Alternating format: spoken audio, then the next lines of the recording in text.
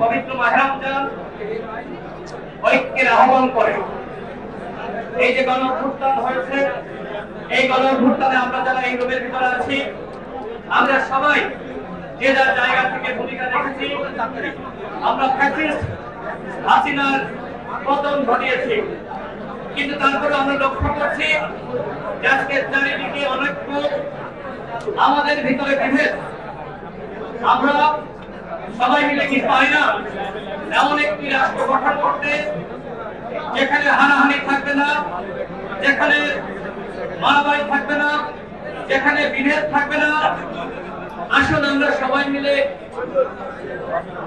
আমরা ঐক্যবদ্ধ হই, যেমনি ভাবে আমরা ঐক্যবদ্ধ হয়েছিলাম হাসিনার বিরুদ্ধে।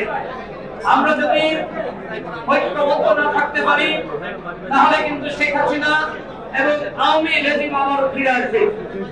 আমরা দেখতে পাচ্ছি যে অন্তর্বর্তীকালীন সরকারের উপরে জনগণের যে ধরনের আস্থা এবং ভরসা ছিল, সেটি কিন্তু ডে বাই ডে কমছে। এর কারণ হলো এই সরকার জনগণের মধ্যে, রাজনৈতিক দলগুলোর মধ্যে ঐক্য ধরে রাখতে পারেনি। বিশেষ করে নির্বাচন নিয়ে একটি অনিশ্চয়তা তৈরি হচ্ছে। নির্বাচন কবে হবে, আদৌ নির্বাচন হবে কিনা, সেটি আসলে এই মুহূর্তে আমরা কেউই বুঝতে পারছি না। সরকারকে বলবো যে অনতিবিলম্বে আপনারা একটি রোডম্যাপ প্রকাশ করুন। বাংলাদেশের মানুষ চাই গণহত্যার বিচার।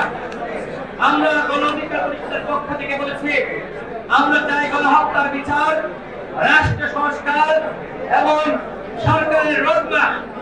গণ অধিকার পরিষদ এই তিনটি দাবি করেছে, কিন্তু সরকার এখনো পর্যন্ত রাষ্ট্র সংস্কার নাকি শুরুই করতে পারেনি।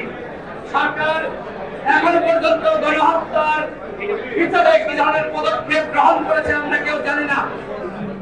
সুতরাং সরকারকে বলবো, জনগণের যে প্রত্যাশা ছিল, আপনাদেরকে যে উদ্দেশ্যে ক্ষমতায় বসিয়েছেন, আপনারা জনগণের সেই আশা আকাঙ্ক্ষা বাস্তবায়ন করুন।